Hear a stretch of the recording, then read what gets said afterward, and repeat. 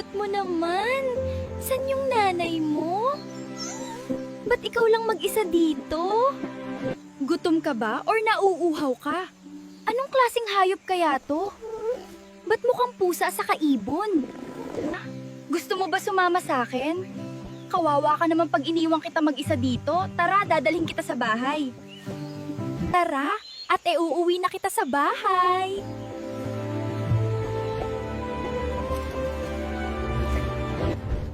Sino kumuha sa anak ko? Ba't nawala dito? Nandito na tayo sa bahay namin. Mamaya ikukuha kita ng makakain.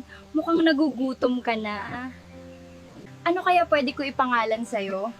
Yun sanang cute at babagay na pangalan sa'yo. Siguro tatawagin na lang kitang Bagwis. Okay. Pupunta lang muna ako sa kusina. Maghahanap ako ng pwede ipakain sa'yo, munting Bagwis. Antayin mo lang ako dito. Wow, sakto, may ulam dito. Mukhang masasarapan ito sa pagkain yung alaga kung si Bagwis ang bango ng adobong manok. Ayan, munting Bagwis, magpakabusog ka. Mukhang gustong-gusto mo yung adobong manok eh. Dahan-dahan lang sa pagkain. Pagkatapos mong kumain, ilalagay muna kita dun sa kwarto ko, munting Bagwis, para hindi ka makita nin tatay. Dito ka lang muna ha, munting Bagwis, mukhang paparating na si tatay. Huwag ka magkalat dito sa kwarto. Anak, nakita mo ba yung adobong manok na ulam? Dito ko lang yung sa misa na iwan. Opo, tay, kinain ko kanina. Ang bango at ang sarap kasi, tay. Naubos mo lahat yung ganong kadaming ulam, anak. Pasensya ka na, tay. Medyo grabe yung gutom ko kanina. Napadami yung kain ko. Anak, babalik muna ako sa taniman ng mais. Ipagluto mo na lang ako ng ulam ulit siya. Sige, tay. Ihahatid ko na lang sa taniman ng pagkain. Medyo bibilisan ko yung pagluluto at sigurado gutom na yun si tatay.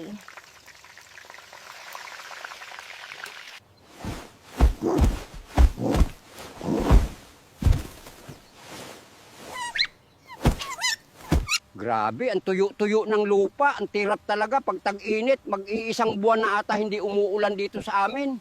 Paano kaya kami makaka-harvest nito? Mukhang wala atang mabebenta ngayong anihan. Tay, magpahinga ka muna at kumain ng tanghalian. Ito na yung inihanda kong pagkain. Parang ang sarap ng dinala mong pagkain, anak ah. Ihahanda ko tong pagkain dun sa may kubo, tay. Sige anak, at susunod ako doon. Maglilinis lang ako sa aking mga kamay. Kumain ka ng marami, tay. Matamis yung mangga, tikman mo. Sige anak, ikaw rin, kumain ka dyan ng marami. Pagsaluhan natin tong pagkain. Ha? Nandito ka pala, Elena.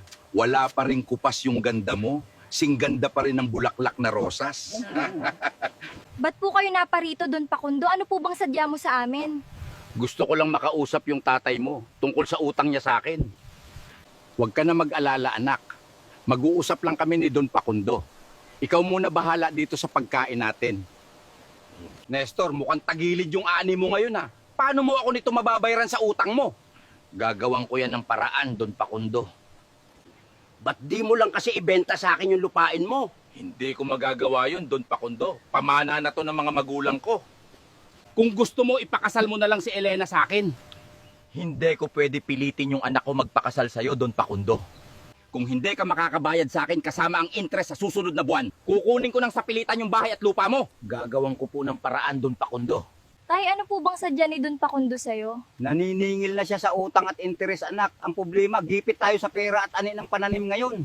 Magkano po ba ang naging utang mo kay Don Pakundo, tay? Medyo malaki-laki, anak. Tapos ang laki-laki pa ng interest bawat buwan. Tara, tay, umuwi na muna tayo sa bahay para makapagpahinga ka na. Okay, anak.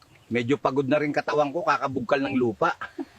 Anong ginawa mo sa kwarto ko, Bagwis? Ba't ang gulo-gulo at ang dumi-dumi? Sabi ko sa'yo kanina, huwag magkalat sa kwarto, hahays! Pag hindi ka nagtino, Bagwis, ilalagay kita sa labas at hindi ka na pwede pumasok sa kwarto. Paano ko kaya mababayaran si Don Pakundo? Saan kaya ako kukuha ng pera pang bayad? Sumabay patong, hindi magandang ani sa pananim. Parang wala na talaga akong ibang magagawa kundi ibenta na lang tong lupa para mabayaran ko lang ang utang namin. Mukhang malungkot si tatay. Masyado niyang iniisip yung utang niya kay Don Pakundo. Ano kaya matutulong ko kay tatay? Puntahan natin yung pananim ni tatay na mais, Bagwis. Tingnan natin kung okay lang. Kahit yung lang ang maitulong natin kay tatay. Mukhang hindi talaga maganda ang ani ni tatay ng mais ngayong taon. Kaya nalulubog na talaga si tatay sa utang. Kawawa naman si tatay, masyadong nang stress kakaisip para pambayad. Wala naman akong magawa o maitulong sa kanya.